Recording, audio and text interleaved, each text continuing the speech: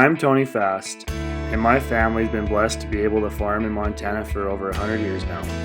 A lot has changed in those 100 years, and it wouldn't be possible without the great team we have and blessings from our Savior Jesus Christ. Well, still too wet to bale. Let's go stack some hay.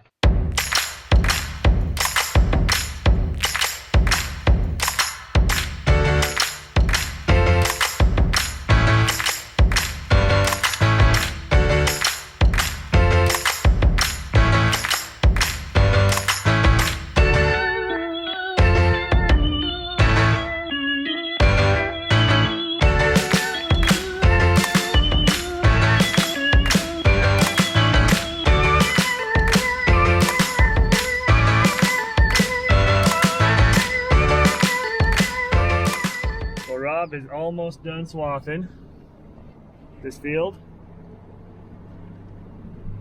After we're done here, we're going to go to a neighbor's and cut some hay barley for them.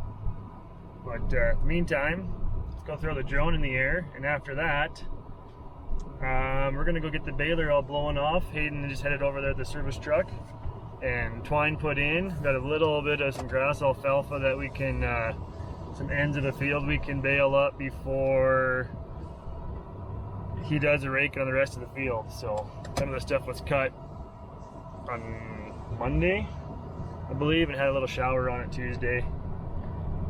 So, or Monday night, I don't remember now. All these rain days are running together. So we'll go check that out. Go get that baler moved and do a little more baling and raking today.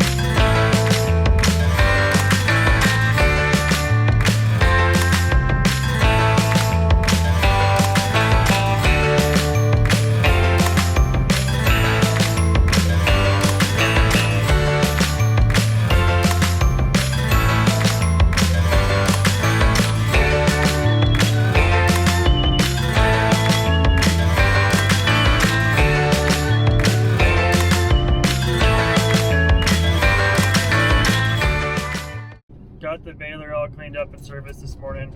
Moved it over to the next field that had been raked. When was that? A couple days ago, I guess. So that's, I got that baled, and Rob finished up the big half section of alfalfa, and now is heading to the neighbors. We have, I don't know, it's like 350 acres of hay barley to cut for him. So we're gonna go get that done and get him all set up going on that field. And Hayden's raking. The alfalfa is too heavy, where the grass alfalfa was mixed, it's too heavy, I should say, and that we're gonna have to wait for this merger to flip those spots. But right now he's gonna rake all the grass and the thinner spots with the alfalfa grass mix, and that'll get us going. Dad is on his way up to Canada to pick up a fiber windrow merger. It's a rake, or picks up the windrow and has a conveyor that will move it sideways and set it down on dry dirt. It also has a inverter shield on it that will flip it over. So looking forward to seeing how that works on this big windrows around the Britty alfalfa, or our straight alfalfa. So we will see.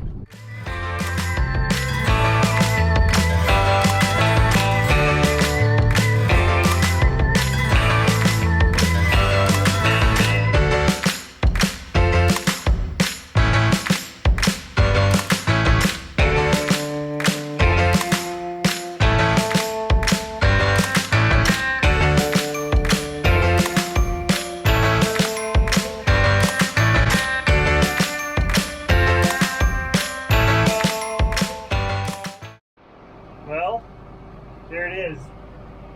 The merger is here. It has a pickup belt that picks up the hay. drops it onto a conveyor belt, or a draper belt that can run both left or right. So there's some side shields on both sides. They call those windrow inverters, and that's what will flip the hay over. So let's go give it a try in this grass alfalfa mix. I know it works good in alfalfa, but let's try it here too.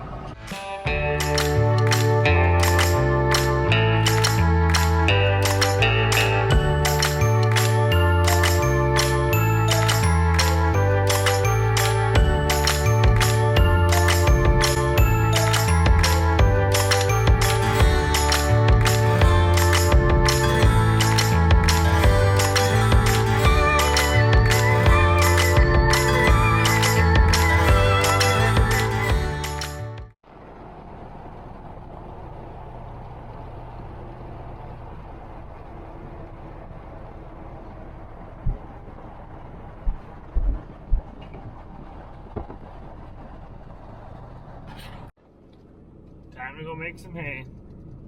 3:20 in the morning. I suppose I'll use the new John Deere tractor and baler.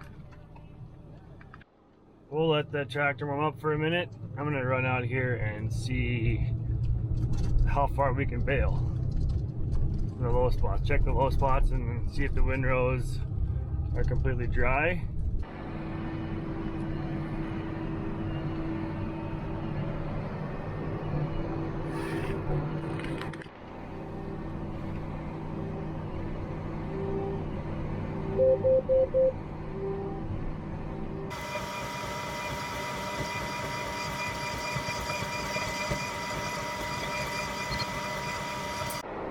So why would we want to bale at night? Well, the alfalfa has lots of leaves, and we try to retain all those leaves because that's where a lot of the nutrition is in the plant. So when we get dew at night, that will soak up those leaves with enough moisture that they won't fall off, become brittle, fall off, turn to dust, whatever. As you can see, there's really no leaves coming off the baler pickup. It's because the moisture is in those leaves right now, a little bit of humidity, and that's keeping those leaves intact so we can put them in the bale. If we were baling in the middle of the day, it'd all be blown away. So, well, the baler broke. Might have broke it, I don't know. Maybe it's my case shirt that broke. That's supposed to be connected, and it's not anymore. So, guess we're done with this one for the day. Alright, old girl, take, you're it. That's a lot of windrow right there.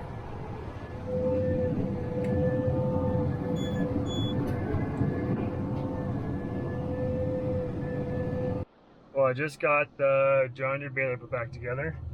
It was a broken connector link on like a 100 or bigger roller chain, big chain.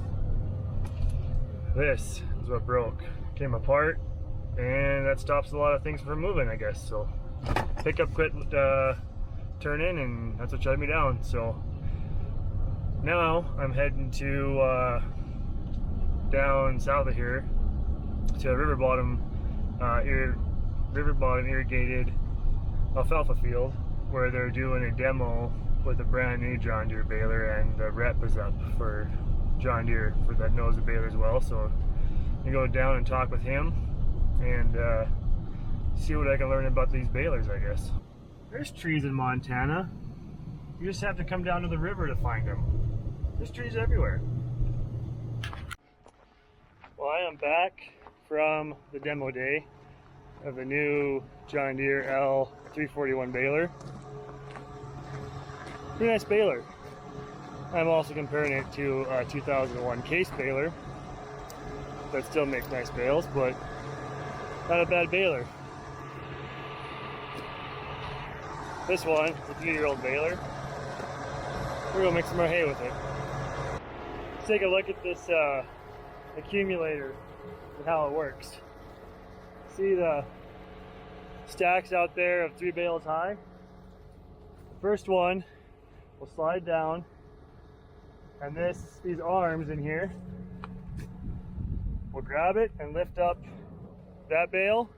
Second one slides under, the arms drop back down again, picks up the 2 bales, lifts it up, third bale drops in, and then opens these back doors. These 2 will both swing open, bales slide out on the ground, and they're ready to load on a truck. Potter built some really cool stuff. They're the same guys that build that the windrow turner we're using. Well, we're back at it again. And it's dark in here. I did run a few passes midday, just checking things out from what they talked about at the demonstration today on the new baler. This is a 2 or 3 year old baler that we're demoing, and did a few other things. It is now about 10:30, and it's starting to get a little damp outside. Picking up some humidity. Hayden's running our case baler, so we'll maybe be seeing him going back and forth here in a bit.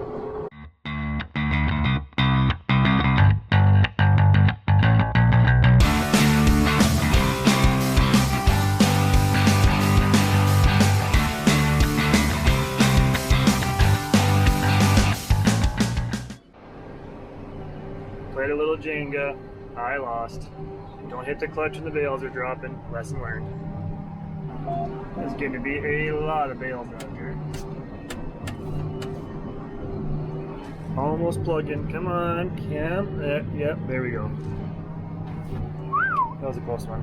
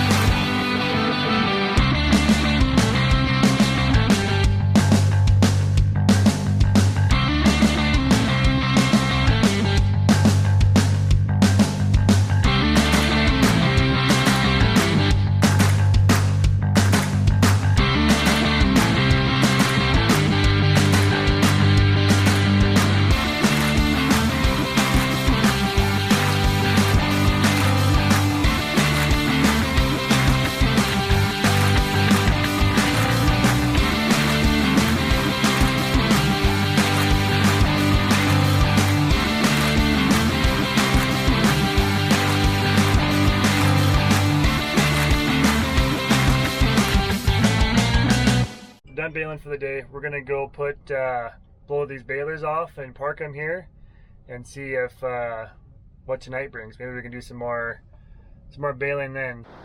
Just some bales hanging out. A stacker accumulator is awesome. I really like that part. Let's talk about that John Deere baler demo a little bit. Nice baler, lots of nice things about it. One thing I really did like is the knotter system on that baler. Had one grease tube going to the whole knotter system, and then the lines would like branch off from the knotter itself. The case baler has like 6 lines, smaller lines running to each knotter, so that takes just a possibility of a pinched hose or whatever is a little greater with the case baler. The twine box is a little higher, so you can reach underneath if you do have a mis-tie to retie. You don't actually have to crawl under the baler. That's kind of beneficial. I did like that part of it. The pickup is good, but the feeder had some issues in dry hay where it would plug.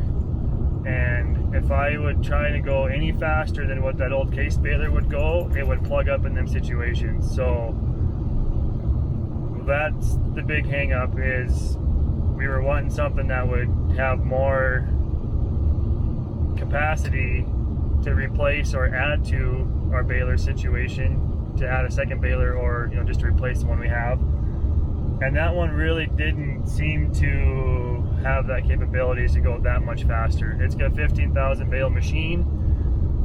on it, so that could be part of it, that it's just wore out feeder pieces. But at 15,000 bales, that baler should not be wore out yet, so a little concerned about the life expectancy of the parts on that baler, that situation. That bale stacker behind there is awesome. It worked really good. I only had 2 batches of bales tip over, and it was times where I hit the clutch and they fell, and that was my fault, not the stacker's fault. The one drawback is it does take multiple people to clean a field off when you're stacking those bales, because it takes a truck driver and a tractor driver, compared to, say, a pull type stacker that would stack the individual bales behind a tractor, or a self-propelled stacker that would be a 1-person job. That 8400 tractor, yes, it did put a 400 horse tractor on that baler for the demo. Way overkill, but that's better than it being underpowered, they said when they brought it out. So that tractor is pretty nice. It was a power shift compared to our CVT that we bale with, so there's a little differences there, but overall it's a pretty nice tractor. The cab suspension on it and the front axle suspension, it did ride very nice in the field.